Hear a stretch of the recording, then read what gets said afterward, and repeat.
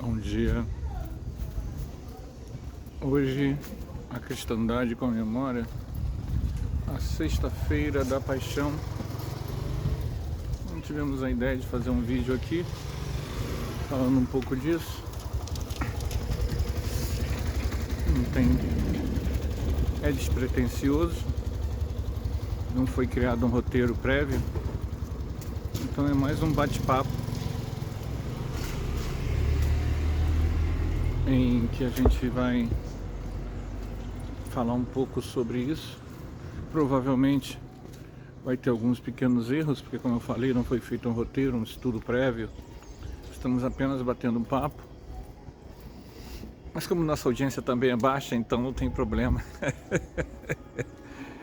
Bom, na Sexta-feira da Paixão se comemora, ou se rememora, né, a crucificação do Cristo.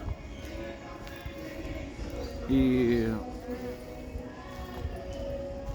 na cristandade, né, nas religiões cristãs do Ocidente, sobretudo puxado pelo catolicismo, é dito que a paixão do Cristo teria sido a salvação, né, que levaria a salvação. Ele morreu, é dito, né, na tradição, né, ele morreu para nos salvar. E essa existe a crença, né, deles nesse sentido, de que a morte dele trouxe a nossa salvação. Isso daí, gente, é um conceito que é antigo nas religiões antes da pregação do Cristo. Você já tinha isso no judaísmo e nas crenças semitas da Mesopotâmia e em outros povos também, que é a ideia do sacro ofício, do sacrifício, do bode expiatório, o bode que vai expiar as dores e os pecados. Então, dentro desta crença, a expiação, ela ocorre através de um sacrifício ao Deus, no caso Yahvé, né? E esse sacrifício aparece no Velho Testamento em várias situações. Até hoje, algumas ramificações judaicas, eu vi um documentário há muitos anos em que se sacrificavam animais. Algumas regiões de Israel ainda tem essa prática do sacrifício animal ritualístico a Deus, né, a Yahvé, visando a sua redenção, redimir os pecados. Então, essa tradição permaneceu, né? Cordeiro de Deus que tira o pecado do mundo. Aí eu passei na pra Índia, ele, ia voltar você amanhã, também tem uma visão de que o guru tira o pecado das pessoas, o karma das pessoas, né? Na Índia você vai ter essa visão, fazendo um paralelo, né, de crenças, de religião comparada. Você vai ter isso também, e outros povos também. Nos astecas, o sacrifício humano e outros sacrifícios eram muito comuns. Em vários povos, o sacrifício, né? A ideia de que aquele sacrifício, né? Até mesmo em contos fantásticos, essa ideia de que para a pessoa ter poderes tem que fazer um sacrifício, etc, etc, etc. Então essa ideia do sacrifício, ela é muito forte e o cristianismo, ele vai fazer isso. Então, hoje seria... Tive que interromper aqui por causa do som ambiente. Eventualmente tem que fazer essas interrupções, né? E essa ideia do sacrifício, portanto, não é inédita essa ideia de que a morte do Deus ou de alguém que representa ele, ou no caso de hoje, né, Jesus, que para essas religiões é um Deus, né? Na visão espírita, Jesus é um ser humano em evolução, é um espírito em evolução, só que muito mais evoluído. É um espírito planetário e não um Deus. Deus é um só, é a causa primária, que nada tem a ver com o sistema de evolução. Está fora da evolução, ele cria o universo. Então, na visão espírita, não há essa ideia de que Jesus é Deus, né? Jesus é um ser cósmico, mas não é o único. É um ser dentro, e Deus existe desde todo sempre. Então, desde todo sempre, há seres evoluindo em evoluções, em processos de ampliação de consciência que a gente não tem nem ideia. O ser mais evoluído na visão espírita, o ser mais evoluído que a gente tem concretamente, que pisou neste planeta, é Jesus. Mas nessa visão tradicional religiosa, é dito que o sacrifício dele foi para nos salvar. E se não me falha a memória, posso estar enganado, né? Essa salvação seria do pecado de Adão e Eva. Como a gente sabe, Adão e Eva não existiram, né? É um mito hebraico da criação, onde o primeiro ser humano seria um hebreu. Seriam como os hebreus surgiram na Terra, né? Esse mito narra a história dos hebreus sem se preocupar muito com a história de outros povos, como acontece em todos os mitos de criação de um povo.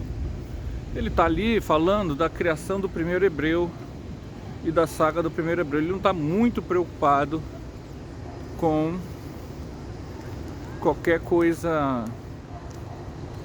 lógica científica. Os próprios judeus, hebreus, né, reconhecem isso. Adão e Eva só ganhou relevância no Ocidente porque ficou com aquela ideia de que mesmo os mitos têm que ser acreditados como se fossem realidades. Mas o paradoxo disso é que os próprios judeus, do qual a história deles, né, entendem, sábios, vários sábios entendem que aquilo ali é uma ilustração mítica de uma realidade transcendente, né? Mas a gente respeita as visões alheias, apenas estamos demarcando que a doutrina espírita ela acompanha a ciência humana e o ser humano surgiu na Terra mais ou menos 250 mil anos atrás na África. Então Adão e Eva, 4 mil anos lá na área da Palestina, não tem como. Mas então no mito de Adão e Eva, em que Eva é colocada, né, a mulher como sempre, como a pecadora, Jesus, o sacrifício de Jesus teria então para redimir o pecado de Eva. Na visão espírita a gente não precisa nem explicar que não existe a menor possibilidade de alguém herdar pecado de alguém. O ato errado de uma pessoa é dela e ela arca com as consequências disso.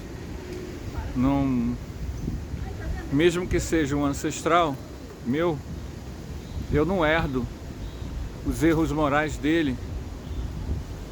Eu herdo os meus, que eu fiz em outras vidas, não de outras pessoas. Eu sou responsável, e cada um de nós é responsável pelos seus atos, sentimentos, pensamentos, decisões e escolhas, que podem ser pessoais ou coletivas. Mas na visão da Sexta-feira da Paixão, Jesus teria sido crucificado para nos salvar, e salvar seria salvar desse pecado coletivo, do inconsciente coletivo de Adão e Eva. Pois bem,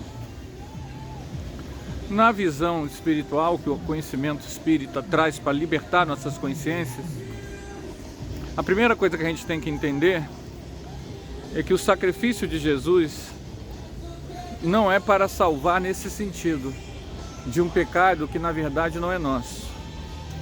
Os erros de qualquer pessoa, ela que vai ter que arcar ao longo de suas vidas. Então Jesus não poderia nos salvar de algo que na verdade nós não temos. Jesus veio trazer a seguinte lição: ame ao próximo, perdoe 70 vezes 7, ou seja, perdoe sempre. Dê a sua túnica àquele que não tem, visite os presídios e ampare, dê amor, perdoe, faça ao outro aquilo que você gostaria que fizessem a você. Essa mensagem ninguém quer. A mensagem educativa de Jesus, que é o que salva, salva por quê? Porque transforma você num ser humano bom, amoroso, ou seja, em contato com o divino, com essa beleza que é a natureza. Esse conhecimento as pessoas meio que ignoram. Elas preferem os rituais fáceis, em que você frequenta um templo, lê um livro sagrado, paga uma quantia ao dízimo, faz declarações emocionais chorosas, mas é incapaz de perdoar as pessoas. Não faz nenhum movimento para orar pelos que sofrem ou pelos que te perseguem. Então, na visão espírita, a salvação de Jesus é a educação espiritual que ele traz. Os ensinamentos essenciais, libertários, que ele traz, que transforma a pessoa. Quem usa, se transforma. Quem não vive, não se transforma. A transformação é íntima. E outra questão também. Afinal, quem é o responsável pela crucificação de Jesus? Vejam bem, Jesus veio trazer uma mensagem libertária, diferente, justamente o que eu estou falando. Como a visão que Jesus trazia era diferente da visão do sacrifício, da visão tradicional, do ritual como elemento de salvação, como Jesus veio falar do sentimento e não do ritual, é lógico que Jesus o tempo todo confrontou a hierarquia religiosa. E isso que é paradoxal. Foram os religiosos que mataram Jesus. Hoje, se você for parar para ver, há vários estudos acadêmicos falando o contrário, tá? Dizendo que foram os romanos. Mas tem uma coisa que a gente precisa entender muito bem. As pessoas tiveram, após a Segunda Guerra Mundial, um processo de culpa coletiva com relação aos judeus. A perseguição aos judeus é multimilenar. Ela não começou com Hitler. Ela é muito antiga. Desde a Idade Média, se usou o fato da Sexta-feira da Paixão, da morte de Jesus, para culpar todos os judeus da morte de Jesus. Então, a historiografia, sobretudo a historiografia após o 45, após o Auschwitz, ela procurou tirar esse peso da culpa medieval da Sexta-feira da Paixão. Bom, mas vamos então entender uma coisa. Nenhum judeu hoje reencarnado, ou reencarnado nos últimos 2000 anos, é responsável pela crucificação de Jesus. Nenhum. Como eu disse antes, cada um é responsável pelo que fez, pessoalmente e individualmente. Os responsáveis pela crucificação de Jesus não são os judeus, são aquelas pessoas que estavam reencarnadas naquele momento, os sacerdotes Anás e Caifás, e todos aqueles que entendiam que a proposta de Jesus subvertia a religião. Jesus trazia uma proposta, gente, que se você percebesse bem, e foram isso que Anás e Caifás perceberam, ele dizia da irrelevância da religião. Ele colocava o sentimento de amor, de caridade e de assistência à frente dos rituais, das práticas, dos nascimentos. Jesus promovia uma revolução similar à que Buda fez na Índia, quando Buda se colocou acima das castas. A pregação de Buda na Índia não era uma pregação que às vezes a gente... por que o budismo durou algum tempo na Índia, mas acabou saindo? Por que isso aconteceu? Pelo simples fato de que Buda ignorou toda aquela visão das castas hindus que definiam o ser humano através das reencarnações e que elas não poderiam se modificar. Buda jogou isso tudo em escanteio e colocou a prática da meditação e das ações boas como sendo o que leva a pessoa à libertação espiritual. Obviamente, ao longo do tempo, o budismo não conseguiu ficar mais na Índia. Jesus fez algo muito mais profundo. Jesus, em pleno território ocupado, vai falar da primazia do amor, do perdão às mulheres. Jesus ensinava mulheres, como a gente vê no episódio de Marta e Maria. Jesus subvertia toda a ordem social daquele momento. Jesus ia aos pobres. Jesus não vivia às custas das pessoas. Ele dizia que a salvação, o nome dele quer dizer salvação, né? A salvação havia chegado devido aos ensinos de amor. Ele falava o tempo todo a necessidade de viver a palavra, viver o ensinamento. E que ele era maior, esse ensinamento era maior do que qualquer livro sagrado. É interessante como isso hoje foi tudo revertido, né? Hoje as igrejas, muitas igrejas, elas simplesmente ignoram Jesus. Elas se dizem cristãs, mas elas ignoram Jesus para usar quase todos os seus argumentos baseados no Velho Testamento, que foi justamente o que levou Jesus à morte. A letra, o apego ortodoxo à letra. Vejam bem, vamos dar uma perspectiva histórica e histórica evolutiva. Seria possível Anás e Caifás e outros sacerdotes abrirem mão de séculos de tradição às quais eles pertenciam? Seria isso possível? É humanamente possível? Acho muito difícil. Assim como eu acho difícil um líder milionário de uma igreja dessas abandonar tudo e se tornar espírita ou pelo menos reencarnacionista. É muito difícil, depois que você trilhou uma vida inteira dentro de um sistema de crença, abandonar esse sistema de crença, sobretudo se ele te dá poder e privilégios. Então, assim como você não vai ver isso, eu nunca vi um grande líder de igreja dessas pentecostais abrir mão de tudo e virar católico, budista ou espírita ou umbandista. Isso é muito difícil.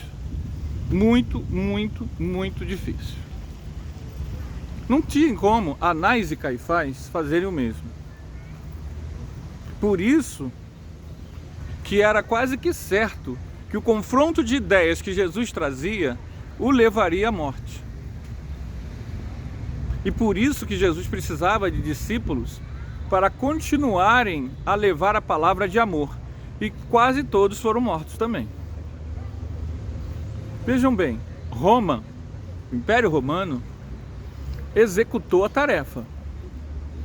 Mas Roma, e isso é muito importante em termos históricos para a gente entender, Roma não se importava com as religiões. A questão religiosa em Roma nunca foi algo relevante. Roma não tinha preocupação porque ela adotou as mesmas táticas do Império Persa, de Alexandre o Grande. Como eles eram politeístas, e o politeísmo traz uma relação com os deuses muito mais solta, de associação, sincretismo, hibridização, Roma nunca foi repressora de religião. Agora, o que Roma tinha como principal característica essa que nem era tão forte com Alexandre o Grande antes deles, nem com os persas, era uma religiosidade civil, uma religiosidade civil-militar.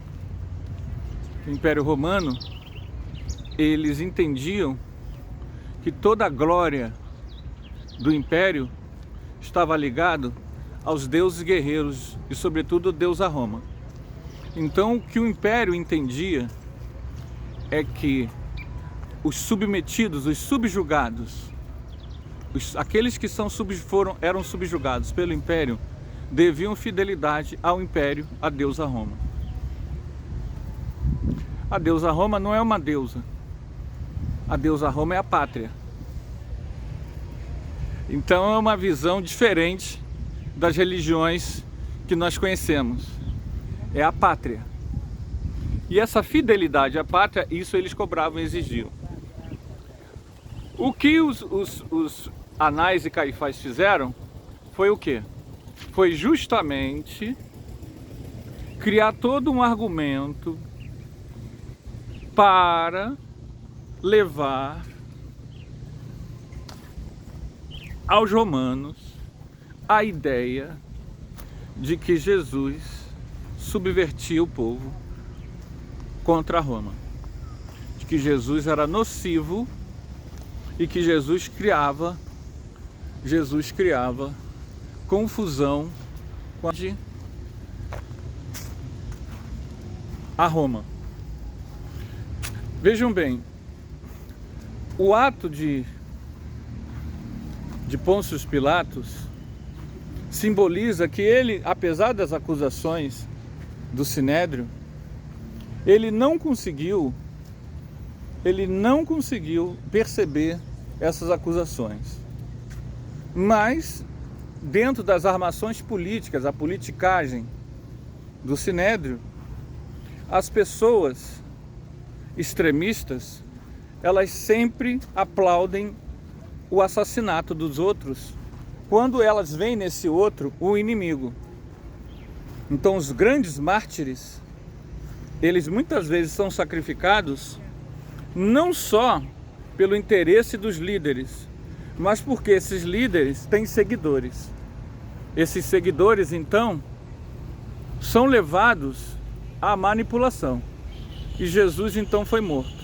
A mensagem do Cristo era libertária, era uma mensagem que leva à salvação, desde que é vivida em espírito e verdade, desde que é vivida com sentimento de amor.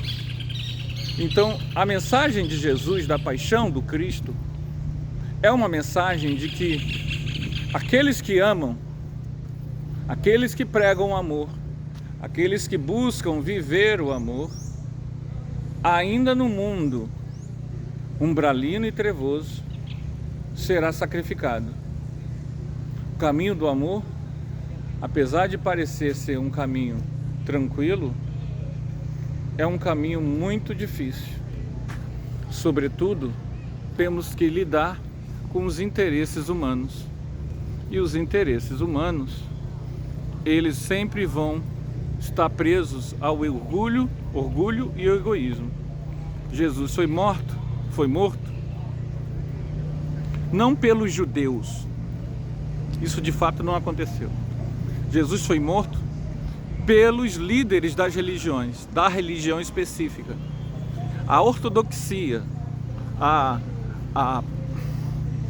institucionalização religiosa, enquanto uma instituição total que não permite entre os seus a discordância, o dogmatismo, fez com que esses sacerdotes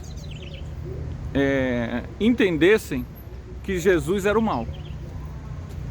Se você parar para pensar, como eu falei, eles não tinham como pensar diferente, eles estavam trancafiados pela própria ideologia às quais eles pertenciam. A própria ideologia que você escolhe, ou está, ou por tradição, cultura, nascimento, ela pode sufocar o teu pensamento e impedir que você enxergue um pouco mais longe. Esse é um dos problemas das instituições totais. Esse é um dos grandes problemas das religiões ocidentais que seguiram o mesmo caminho, o caminho da intolerância, da não convivência, da intransigência. O sacrifício de Jesus, portanto, tem pouco a ver com salvação coletiva das pessoas, mas tem a ver com o trabalho do professor, do educador, do pensador, de todos aqueles que trazem ideias novas para as pessoas pensarem fora dos grandes sistemas. Inevitavelmente, como Platão demonstrou na alegoria da caverna, quando o filósofo sai da caverna, vê a verdade e retorna para explicar aos prisioneiros que a vida lá fora toda colorida, Platão termina dizendo que essa pessoa, ela vai ser, se puder, essas pessoas que estão aprisionadas vão pegar e vão matá-la. Foi exatamente, Platão falou algo que aconteceu com Jesus 500 anos depois, 400 anos depois do que ele falou. É uma questão, Platão não foi profeta de Jesus.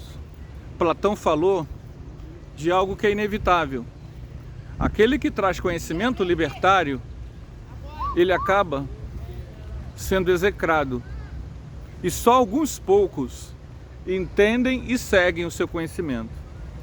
No caso da Sexta-feira da Paixão, é sintomático que justamente a estrutura que crucificou Jesus foi retomada por muitas das religiões que dizem segui-lo ao longo do tempo.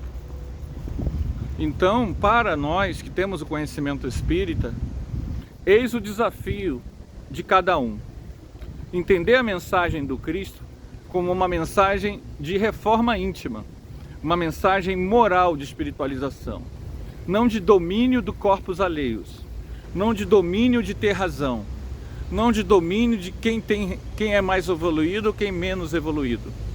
Isso tudo é fantasia da mente da gente.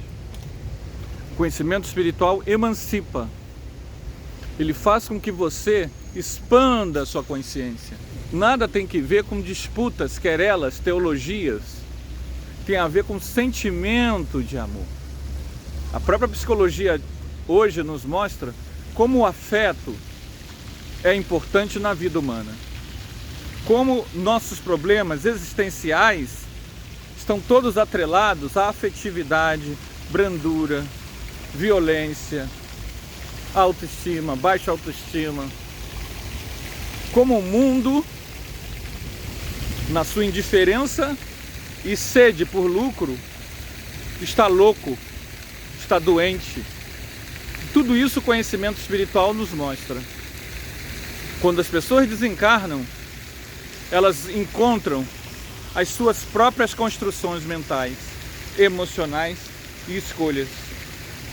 É comum você ver em pessoas que são poderosas na Terra, no mundo espiritual, estarem completamente loucas. Elas não estão loucas porque foram para o mundo, elas já estavam loucas em vida. Então a proposta amorosa de Jesus é uma proposta de espiritualização. Seu sacrifício deve nos lembrar como o mundo é passageiro e como as ilusões dos homens são difíceis de serem vencidas. E como nós temos que trabalhar dentro de nós para começar a entender, que foi o que aconteceu no domingo, da ressurreição, que nós somos imortais. Jesus retorna vivo, desencarnado, luminoso, mostrando: eu venci o mundo. Não se percam com as ideologias materialistas do mundo. Nós somos imortais. Nós sobrevivemos após a morte. Vale a pena investir no amor. Só investindo no amor que a gente faz a verdadeira ressurreição. A ressurreição em espírito e vida. Porque hoje, se vocês tivessem clarividência, veriam, como algumas companheiras da minha instituição viram, milhões, milhares de espíritos se arrastando pelas ruas. Esses morreram, mas não ressurgiram em luz e em luminosidade, porque não seguiram os ensinos de Jesus. Então, seguir os ensinos de Jesus leva à ressurreição e vida, porque morrer todos nós vamos. Agora, o que vai ser o que nós vamos nos deparar? Que criações mentais nós vamos encontrar? Que laços, prisões, forças psíquicas nos oprimirão? Ou estaremos emancipados através da energia, do sentimento de fraternidade universal? Isso o conhecimento espiritual nos mostra. Só a fraternidade universal, o amor libertário, a caridade ativa, o sentimento de doação, de entrega, de assistência, de interassistência a todos os seres e coisas, nos liberta da ilusão da matéria, nos liberta dos umbrais, dos infernões mentais. Então, Sexta-feira da Paixão, à luz do conhecimento espiritual, ela é uma lembrança da necessidade de perseverar no caminho do bem, de perseverar nos valores do espírito, de vencer o nosso orgulho e nosso egoísmo, a nosso ódio e nossa intransigência, a nossa indiferença e a nossa arrogância. Que então, nesta Sexta-feira da Paixão, nós possamos refletir um pouco com o conhecimento que a doutrina espírita nos traz, para justamente transcendermos e começarmos a construir o nosso corpo de luz, a construir o corpo da ressurreição, o corpo nimbado de amor, o corpo que venceu a morte, que venceu a ilusão da matéria. Que Jesus nos ampare, nos inspire, nos motive para transformarmos a nós mesmos em seres humanos bons.